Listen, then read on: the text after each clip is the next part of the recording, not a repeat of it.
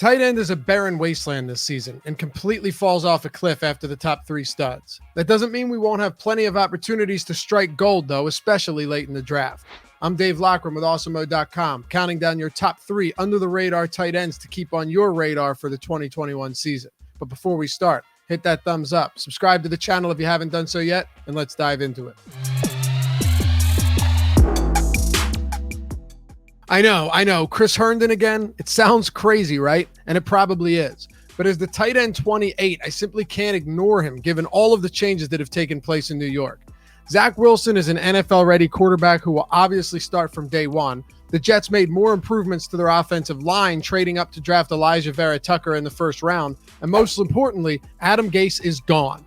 Gase's offense finished 31st and 32nd in his 2-year stint as the Jets head coach. And in 3 years with the Dolphins, his offense finished 19th, 26th, and 28th.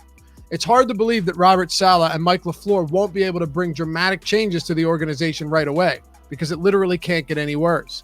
And LaFleur ran the passing game on a 49ers team that saw George Kittle break the single-season receiving yards record for a tight end, which was then broken 2 years later by Travis Kelce. But Kittle finished with consecutive 1,000-yard seasons before playing only 8 games in 2020. Even with Kittle missing 8 games, LaFleur's offense targeted tight ends at a 24.1% clip. And of course, I'm not comparing Herndon to Kittle, but more so highlighting the potential that the former could have with LaFleur running the offense. Herndon has been a fantasy darling since finishing as the tight end 9 over the final 11 games of his rookie season, top 6 in standard formats. But those dreams have never come to fruition. He only played 1 game in 2019 thanks to a suspension and then an injury, and let a lot of people down in 2020. But as something we like to call a post-hype sleeper, this could be the time to take a shot on him when everyone else has given up hope.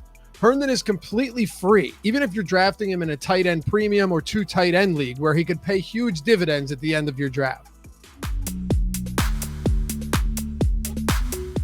There was a lot of hype swirling around Tyler Higbee last season, and none of it materialized outside of one huge 3-touchdown game against the Eagles all the way back in week 2. A lot of the excitement surrounding Higbee had to do with his 2019 season, in which he posted a tight end 1 finish over the last 5 weeks of the year, racking up 522 yards and 2 touchdowns on 48 receptions over that stretch.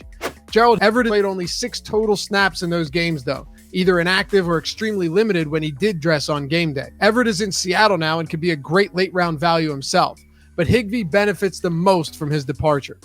Other tight ends on the Rams roster include Johnny Mund and second-year 4th-round pick Bryson Hopkins. So Higbee becomes the clear number 1 on a team that could show marked offensive improvement with the changes they made at quarterback. Matthew Stafford should be a significant improvement over Jared Goff, as he can open up the offense with downfield passing and should finally have the weapons, a balanced offense, and an offensive savant at head coach in Sean McVay. So while Higbee may have disappointed last season, it wouldn't be surprising to see him post a top 5 finish at his position given how little depth there is at tight end. You can grab him much later in drafts than he should be going right now, and while 2020 was largely a disappointment, Higbee has proven entirely capable of posting elite fantasy totals, as evidenced by 4 straight 100-yard games at the end of 2019. Before we get to our number 1 under-the-radar tight end for 2021, don't forget to hit that thumbs up and subscribe to the channel. And be sure to check out our new fantasy football only channel right here on YouTube by clicking the link in the description. Tight ends rarely produce in their rookie seasons, and in Adam Trautman's case, he was no exception. The Dayton product finished with only 151 yards and 1 touchdown on 15 receptions.